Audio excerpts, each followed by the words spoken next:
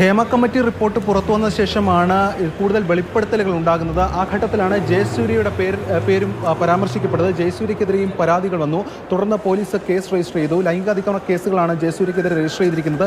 ഈ ഘട്ടത്തിൽ ജയസൂര്യ നേരിട്ട് പ്രതികരണവുമായി എത്തിയിരുന്നില്ല. അന്ന് അദ്ദേഹം അമേരിക്കയിലായിരുന്നു. കഴിഞ്ഞ കുറേ ദിവസങ്ങളായി അദ്ദേഹം അമേരിക്കയിലായിരുന്നു. ഇതിനിടെ കേസിൽ ആൻറ്റിസിപ്പേറ്ററി ബെയിലും അദ്ദേഹം ഫയൽ ചെയ്തിരുന്നു. ആ കേസ് അടുത്ത ആഴ്ച ഹൈക്കോടതി പരിഗണിക്കാനിരിക്കുകയുമാണ്. ഈ ഘട്ടത്തിലാണ് ജയസൂര്യ ഇപ്പോൾ കൊച്ചിയിലേക്ക് എത്തിയിരിക്കുന്നത്. അപ്പോൾ ജയസൂര്യ പറയുന്നത് ഇത് സംബന്ധിച്ചുള്ള കൂടുതൽ കാര്യങ്ങൾ ഈ ഘട്ടത്തിൽ വെളിപ്പെടുത്താൻ കഴിയില്ല, കാരണം അത് കോടതിയുടെ പരിഗണനയിലിരിക്കുകയാണ്. മാത്രമല്ല അഭിഭാഷകരുമൊക്കെ സംസാരിച്ച് അത്തരത്തിൽ നിൽക്കുകയാണ്. കാര്യങ്ങളെല്ലാം മനസ്സിലാകും എന്ന പ്രതികരണം മാത്രമാണ് ജയസൂര്യ നൽകിയിരിക്കുന്നത്.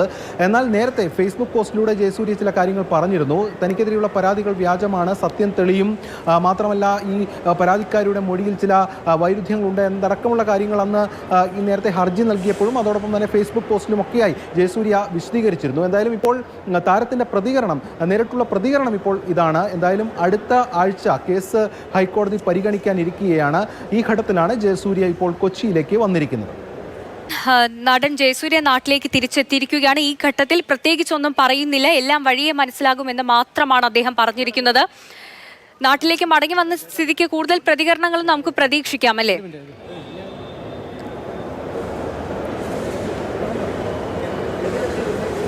നേരത്തെ ഈ മറ്റ് താരങ്ങൾക്കെതിരെ അടക്കം ഇത്തരത്തിലുള്ള ആരോപണങ്ങൾ വന്നിരുന്നു. അതിൽ ചിലർ പ്രതികരിച്ചു. നേരത്തെ നിവിൻ പോളി വളരെ വിശദമായി ഇക്കാര്യങ്ങൾ വിശദീകരിച്ചുകൊണ്ട് രംഗത്ത് വരികയും ഒക്കെ ചെയ്തിരുന്നു.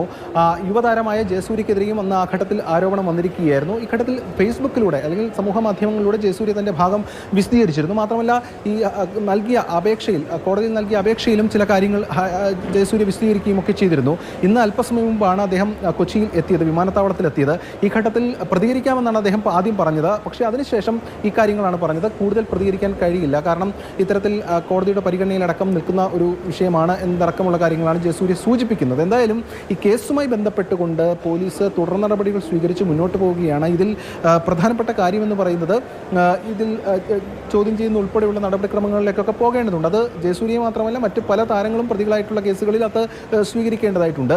ഇത്രയും നാൾ ജയസൂര്യ വിദേശത്തായിരുന്നു, മാത്രമല്ല ഇനിയിപ്പോൾ നാട്ടിലെത്തിയിട്ടുണ്ട്. ഇതിൽ പോലീസ് ഈ ഘട്ടത്തിൽ ഈ കേസുമായി ബന്ധപ്പെട്ട തുടർ നടപടികൾ സ്വീകരിക്കും. നേരത്തെ ആലുവ സ്വദേശിനിയായിട്ടുള്ള നടിയാണ് ജയസൂര്യക്കെതിരെ ആദ്യം പരാതിയുമായി എത്തിയത്. സിനിമാ സെറ്റിൽ വെച്ച് താരം കടന്നുപിടിക്കുകയും ഒക്കെ ചെയ്തു എന്നതായിരുന്നു ആ പരാതിയുടെ അടിസ്ഥാനം. ആ പരാതിയിലാണ് FIR രജിസ്റ്റർ ചെയ്തിട്ടുള്ളത്. മറ്റൊരു നടിയും ജയസൂര്യക്കെതിരെ പരാതിയുമായി രംഗത്ത് വരികയും ഒക്കെ ചെയ്തിരുന്നു. അങ്ങനെ ലൈംഗികാതിക്രമ കേസുകളാണ് ജയസൂര്യക്കെതിരെ രജിസ്റ്റർ ചെയ്യപ്പെട്ടുള്ളത്.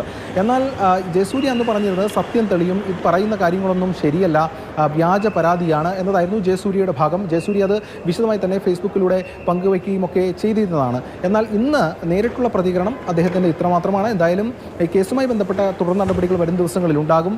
ജയസൂര്യ കഴിഞ്ഞ കുറേ നാളുകളായി ഇവിടെ ഉണ്ടായിരുന്നില്ല, അമേരിക്കയിലായിരുന്നു. ഇന്നാണ് അദ്ദേഹം കൊച്ചിയിലേക്ക് എത്തിയത്.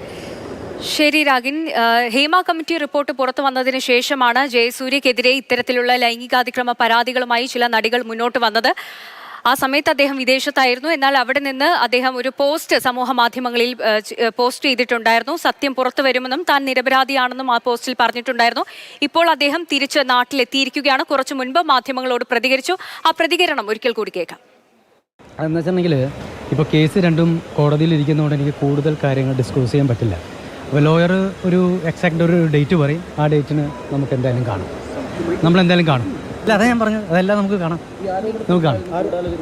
അത് നമുക്ക് അതെല്ലാം നിങ്ങൾക്ക് അതെല്ലാം വഴിയെ മനസ്സിലാവുമല്ലോ. അത് വ്യാജ പരാതിയാണെന്നൊക്കെയുള്ള കാര്യങ്ങളാണ് താങ്കൾ പറഞ്ഞിരുന്നത്. അതൊക്കെ എന്താണ്? അത് നിങ്ങൾക്ക് വഴിയെ മനസ്സിലാവും.